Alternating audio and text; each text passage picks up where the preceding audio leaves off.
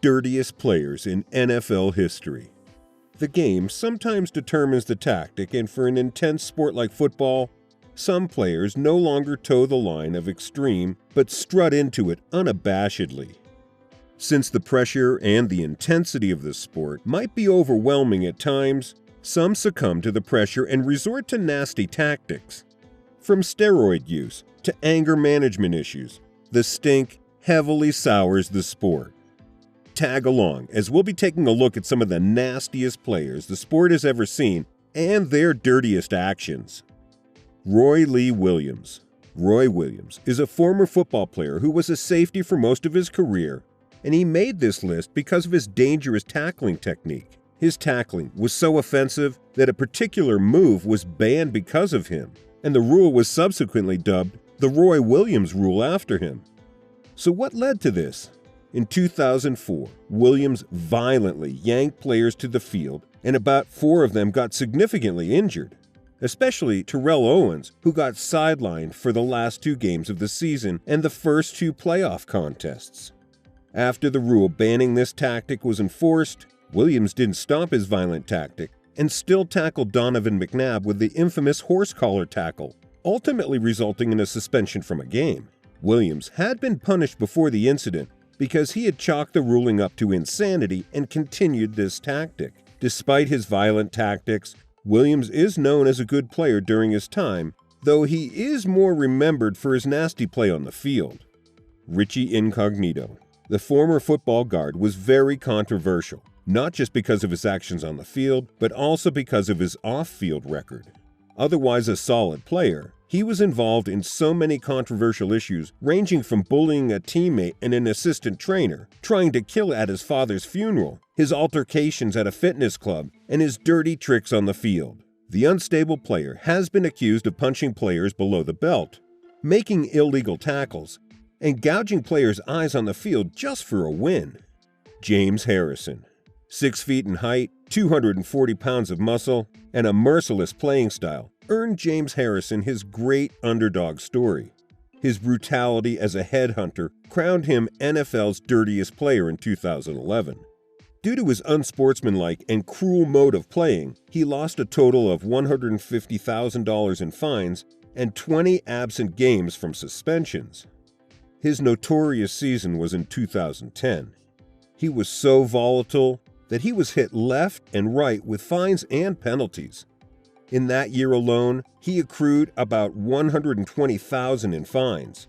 It was that same year that he had threatened to kill a Brown wide receiver, Mohamed Massaquoi, because of the fine he was dealt with.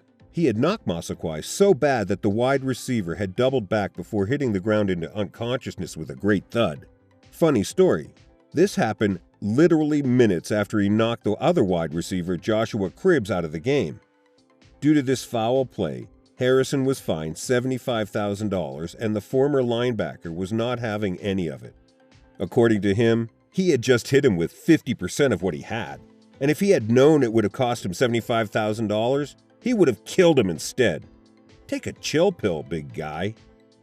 Hines Ward. Hines Ward, another winner of the dirtiest player vote, is one of the small group of wide receivers considered dirty. According to Chris Crocker, Bengals' former safety, Ward was probably the first receiver to make blocking a very significant portion of his game. Crocker also noted that the wide receiver made it his duty to try to end the career of other players. In 2008, we could see that he slowed down the beginning of Keith Rivers' career by breaking his jaw with a barbaric block. As a result, the NFL had to incorporate a ruling banning such hits, and he got the rule named after him. Hines Ward might have had a successful career, but it didn't take place without its fair share of controversies. Rodney Harrison. The incredible player has towed the line of good and bad play throughout his career, but unfortunately, his bad play still stuck with him. As much as Harrison tried to deny his dirty player tag, it is still attached. In repeated polls done in his career, he was voted as the dirtiest player by both players and coaches. In his defense, he explained that he played with intensity in a very violent physical game. Sure thing, boss. So what earned Harrison his dirtiest player tag? Well, the hard-hitting safety was known for landing his hits past the whistle. One of his notorious hits involved defensiveless Jerry Rice in 2002. What did Harrison have to say about this? After being fined about $120,000 for the illegal hit, he had acknowledged that that was a lot of money to give up back then, but he would have gladly spent $500,000 on that to get a chance to knock his head off, all because he wanted Jerry to know his name. Over his 15 years in the sport, he racked up a heavy sum of $300,000 in fines. Albert Haynesworth, sometimes known as Fat Albert, started his career pretty well and was even one of the most coveted free agents at one point. However, the player's dangerous gameplay didn't look so good on his record. Some of his notorious actions include kicking Justin Hartwig in the chest at a practice. The incident got so heated that he had to be held down by his teammates. About 3 years after that incident, he got into another incident, which later became infamously known as the stomping incident. Haynesworth had removed the helmet of Dallas Cowboys center Andre Gurode and stomped on his head without second thoughts, leading to a severe wound, and had almost taken out his right eye in the process.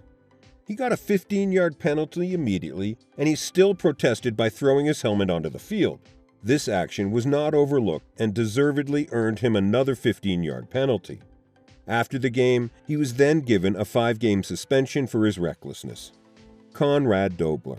Being in a violent and physical game sometimes takes its toll, especially when playing in one of the most dangerous eras of the sport. However, this is no excuse for using your teeth on your opponents.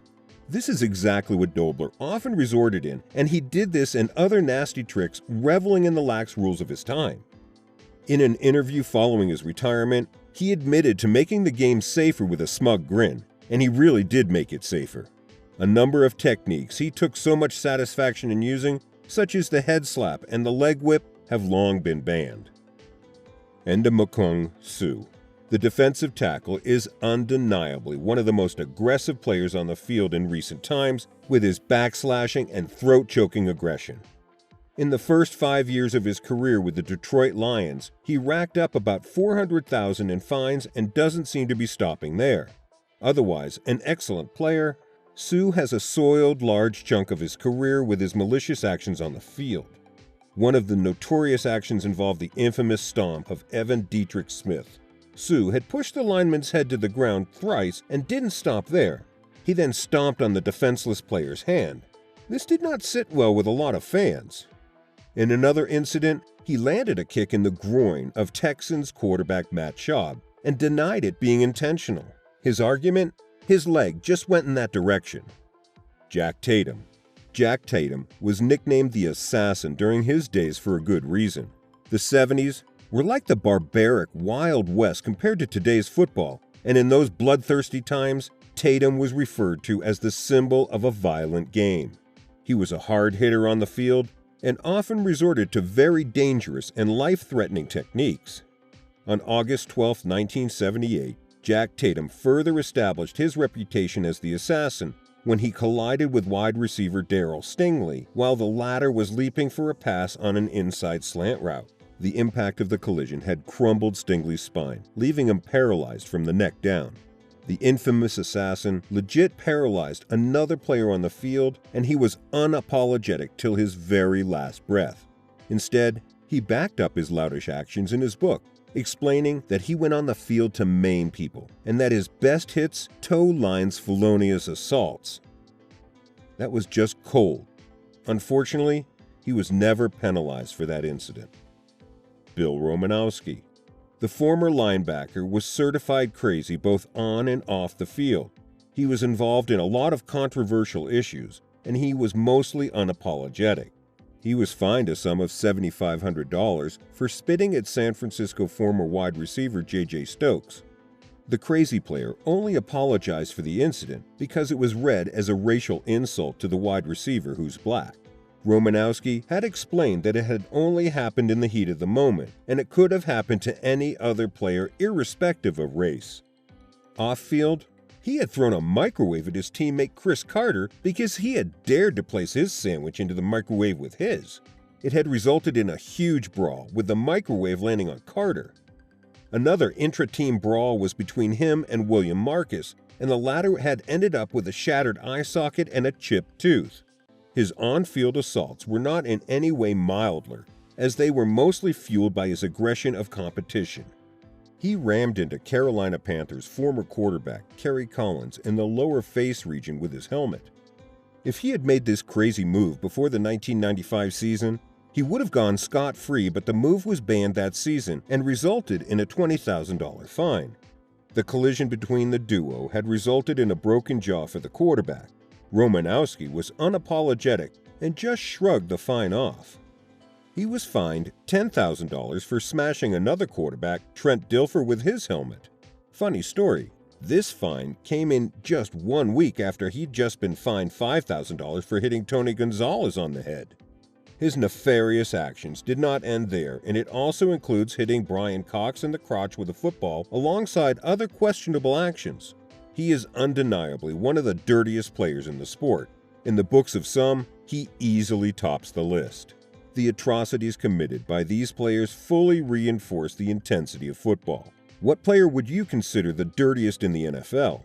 Let us know in the comments below. Thanks for tuning in.